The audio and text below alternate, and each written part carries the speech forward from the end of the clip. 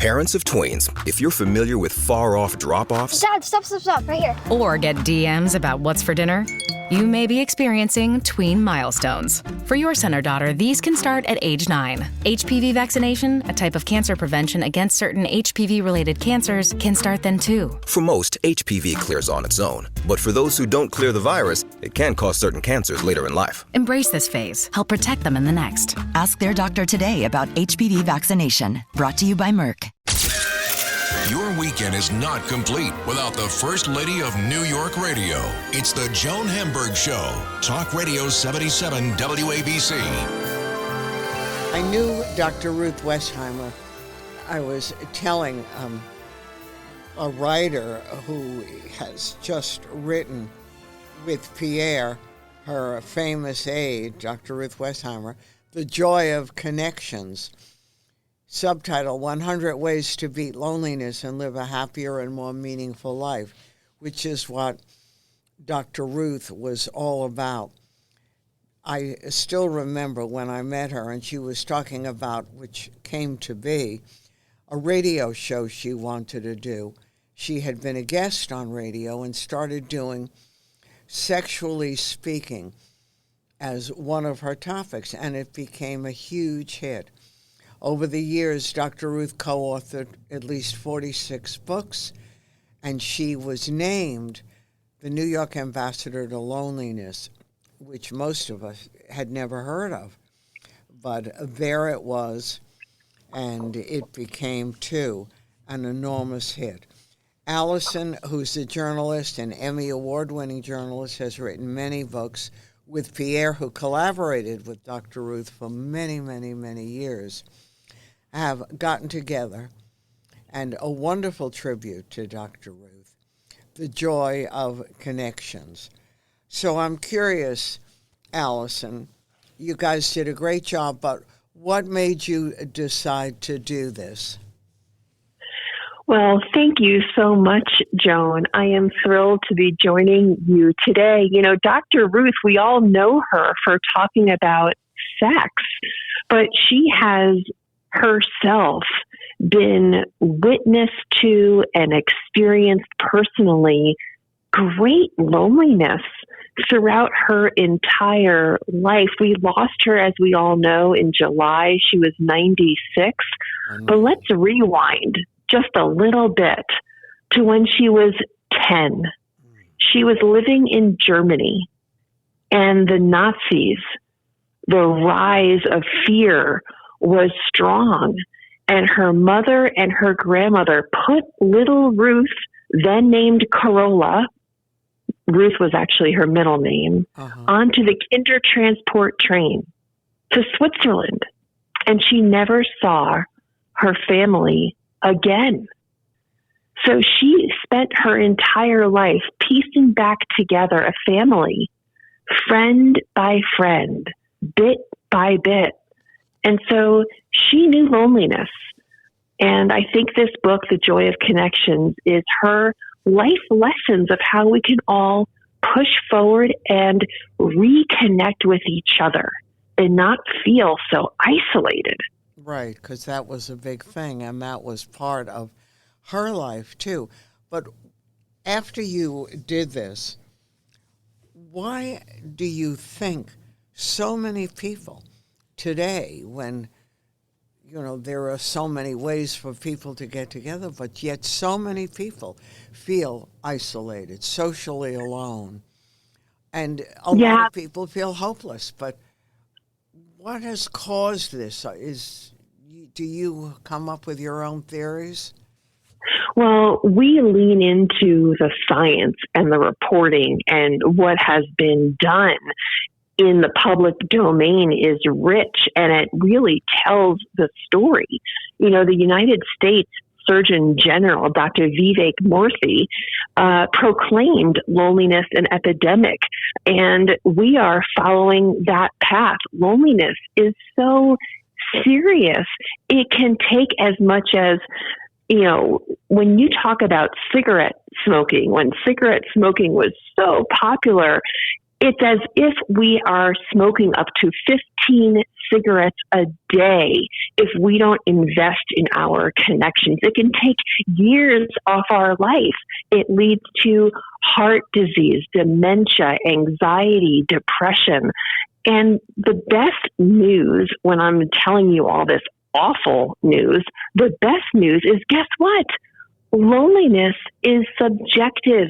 We can cure it. It is within our power to do something about it. And as we all know, Dr. Ruth was all about action and doing and really not having any excuse to move forward, to live the life or to have the sex that we all really want to have. Right.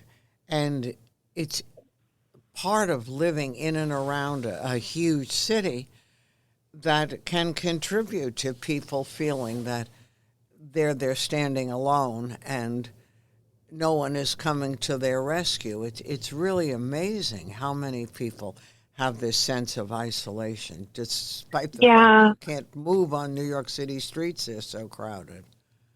Well, yes, that's one of the first things that we write about in The Joy of Connections. You could be surrounded by people from morning till night. You can be on a crammed New York City subway or bus. But if you don't feel like you have a way in, a way to feel seen and heard and valued, if you feel like a speck that people are just, you're being, elbowed aside just to make room for somebody else, you're going to feel lonely. But listen, we can do something about it. And one way that we have pinpointed in The Joy of Connections to do something is to make your town, if it's New York City, feel smaller. Join your neighborhood organizations. Join your workplace affinity groups. Do not be on the sidelines. You must raise your hand and opt in. The opting in is up to you. The joining is up to you. No one is going to roll out the red carpet to say, hey, Joan, we've been waiting for you our entire life.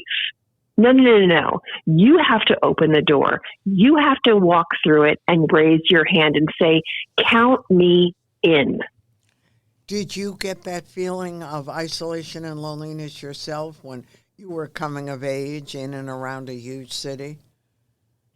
You know what? I'll tell you, my sense of loneliness and isolation was profound in my young adult life. I lost both of my parents in my 20s and my 30s.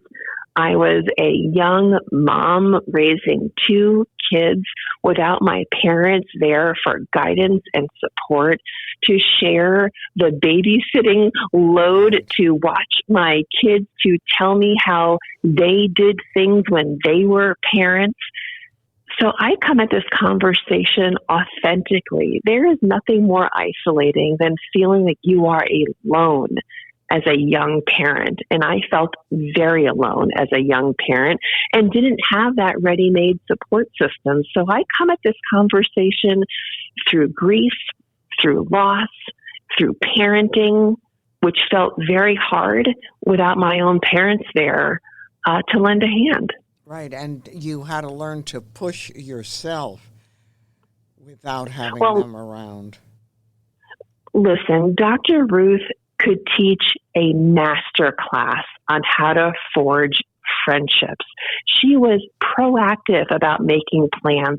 She would not leave that up to chance. I'll tell you, I was interviewing her for this book every single week, going to her Washington Heights apartment, conducting these sit-down conversations to get her thoughts on the page. When we first started meeting, she was 95 years old. She was unbelievable. She was unbelievable. So I was her typist. I was her note taker. I was the interviewer trying to make sure that all of her final lessons, along, of course, with Pierre LeHoux, who you mentioned is her incredible collaborator, all three of us would be in a race against the clock trying to get all of her thoughts down on paper for this book. But she lived a life. Ill when you were taking all these notes and trying to get the book together? Well, it was a year in the making. When I first made the introduction to her, I was reporting an article for the New York Times about her quest to become New York State's ambassador to loneliness. And she was successful. That article ran in November of last year when Dr.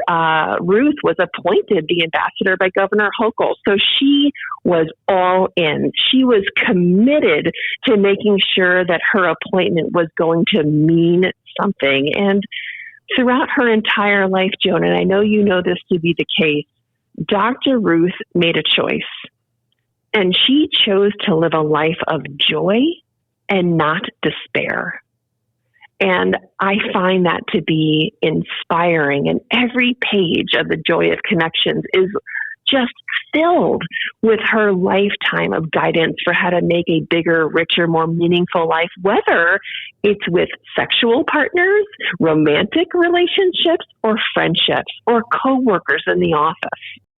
Nurses, are you tired of spending weeks or even months finding the perfect job that matches your specialty with your ideal shift and salary? LinkedIn has improved your job search experience. Search by specialty, the shift you want to work, and the salary you want to make. Go to linkedin.com/nurses and begin searching today. That's linkedin.com/nurses. Note, side effects may include less time finding the perfect job, working a shift that you love with a salary that can take you to St. Thomas, Jamaica, and continuous smiling because of how simple this process was. Lights, camera, innovation. Walt Disney Studios chose advanced 5G solutions from T-Mobile for Business to transform the movie-making process. Together, we kept a remote production hub in Hawaii and sync with a team in California to bring Lilo and Stitch to theaters this summer. This is picture-perfect collaboration. This is Walt Disney Studios with T-Mobile for Business. Take your business further at T-Mobile.com/now. Hey guys, I found the only gift that Dad wants this Father's Day. Goldbelly. Goldbelly ships the most iconic foods from the best restaurants across the country straight to his door for free. Let him relax and enjoy award-winning barbecue from Texas, epic deep dish pizza from Chicago, or colossal pastrami sandwiches from New York. Make Dad feel like an absolute legend this Father's Day and go to goldbelly.com to get 20% off your first order with promo code DAD. That's goldbelly.com, code DAD. Running a business comes with a lot of what-ifs. But luckily, there's a simple answer to them. Shopify. It's the commerce platform behind millions of businesses, including Thrive Cosmetics and Momofuku, and it'll help you with everything you need. From website design and marketing to boosting sales and expanding operations, Shopify can get the job done and make your dream a reality. Turn those what-ifs into... Sign up for your $1 per month trial at shopify.com/special offer. Right, and she learned and taught herself how to build a new family when it was obvious that she no longer had a family, and her family was all gone by the time she was not her new family, her former family. Yes, and you were talking before about, by the way. I met her when I was reporting that article for the Times, and so that was the beginning. That was the beginning, and then I felt that I was caught up in this incredible web of friendship. She was a master. It was an art form of how she collected friends, and she would always say to me something that made me feel so special. Whenever we would have one of our meetings come to an end, she would say a very important question: when will I see you again? Mm-hmm. And Joan, that communicates everything you would ever want to know about Dr. Ruth and her approach to relationships. Number one, she is going to take the reins. She wasn't going to leave our next meeting up to chance. So she would ask the question, when am I going to see you again? And then also in that question is a commitment to making an actual plan. None of this, oh yeah, we'll get together for coffee sometime. She wanted the box on her calendar to be filled out with an exact time and an exact place, and let's make sure we make a commitment to each other. And to me, that is really one of the secret recipes that Dr. Ruth really worked on throughout her entire life. Proactivity made me feel special and warm. It made me feel seen by Dr. Ruth, that I was important to her. And if we allow ourselves to make other people in our lives feel important too, guess what? That is the jet fuel, the rocket fuel to really nurturing meaningful connections. How do we make other people feel when we talk to them? And how do you take control of your own life, which people talk about and love to think they can do it, and then they let it go? Yes, Dr. Ruth hated complaining. And boy, did she have, if she wanted to, she could have spent a lifetime complaining. As I said, she lost her entire family when she was 10. She was a refugee when she came to the United States, speaking nearly no English whatsoever. And she built a life for herself, bit by bit. And she was her own tailwind. And I think we can all use her life story as an example. And we could still learn from her, because even when she was 95, and then the calendar turned and she was 96, she still had something to say. And all of those final lessons about how to find a boyfriend, how to find a girlfriend, how to find a romantic partner, how to build friendships out of acquaintances, all of those, how to make your town feel smaller so you feel like you belong, even in a huge place like New York City. It's all in her final book, The Joy of Connections. Yeah, it's amazing. Did she see the end of this book? Yes, what was so amazing is that one of the final visits that I ever had with Dr. Ruth, the editor of this book, brought a mock-up to her apartment, and we have this wonderful photograph. If you go on my Instagram, you guys can see it. It's A. Gilbert Writer. Allison Gilbert is my name, and A. Gilbert Writer is my Instagram. If you go on A. Gilbert Writer, the Instagram, you can see all of our hands are on the cover of the book, and both of Dr. Ruth's hands are on the bottom. So she saw it. She loved it. She was so excited about it. Oh, I'm sure. And she has family, right, here? Oh, yeah. No, she does. She has 2 wonderful adult children. She has 4 grandchildren. She not only built a family out of friends, but she was married 3 times. The love of her life was Fred Westheimer. God bless her.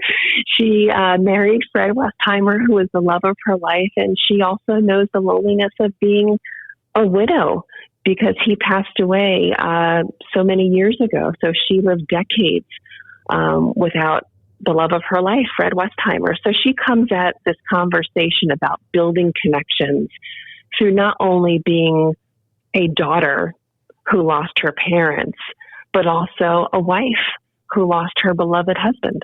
Yeah.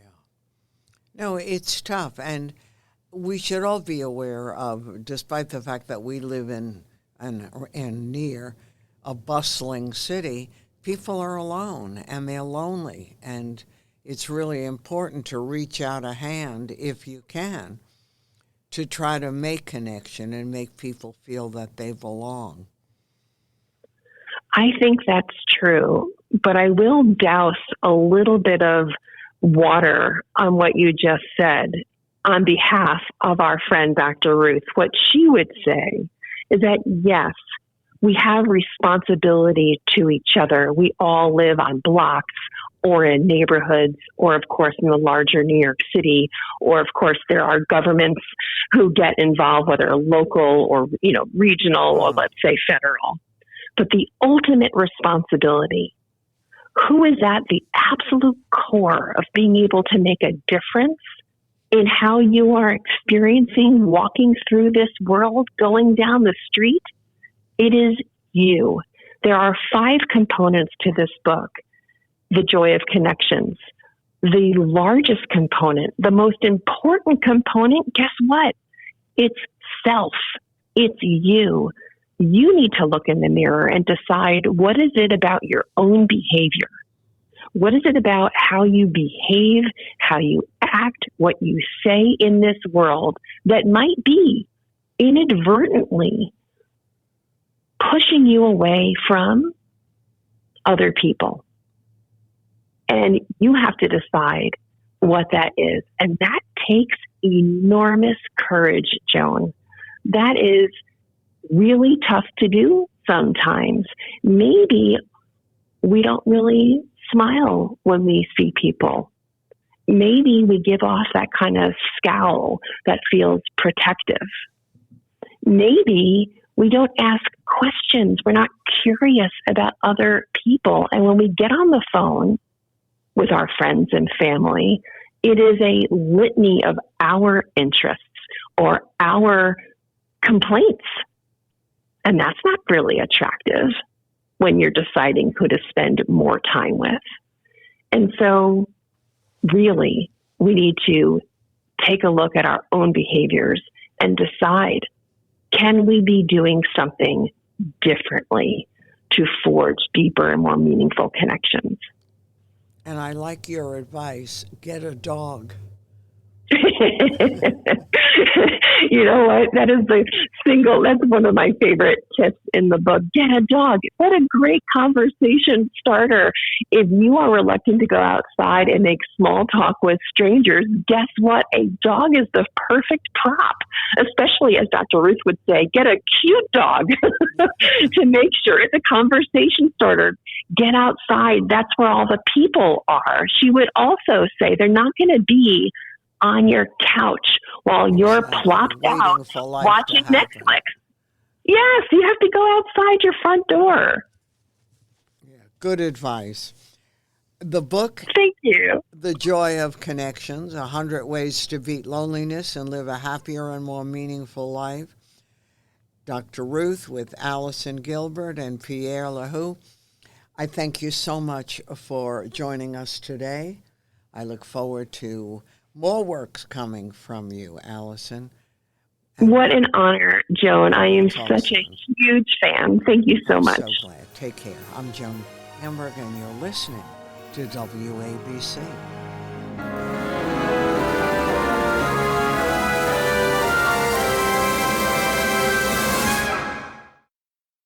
Americans love using their credit cards, the most secure and hassle-free way to pay. But D.C. politicians want to change that with the Durbin-Marshall credit card bill. This bill lets corporate megastores pick how your credit card is processed, allowing them to use untested payment networks that jeopardize your data security and rewards. Corporate megastores will make more money, and you pay the price. Tell Congress to guard your card, because Americans lose when politicians choose. Learn more at guardyourcard.com.